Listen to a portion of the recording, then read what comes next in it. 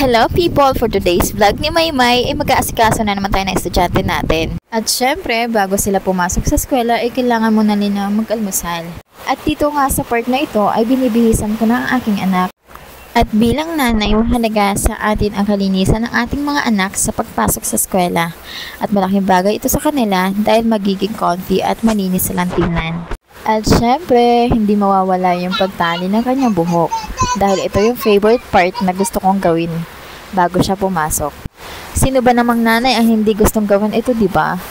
Ang makita silang linis ay napakasaya na natin. Yung tipong titignan natin sila, ma-appreciate natin yung effort na ginagawa natin sa kanila. Wow, ang ganda ng anak ko. Tapos, syempre, makikita din nila yung effort natin at ma-appreciate nila yun. Kaya, mas lalo pa nilang gagalingan sa school. At dito na nga nagtatapos ang aking pagbablog. O siya, salamat!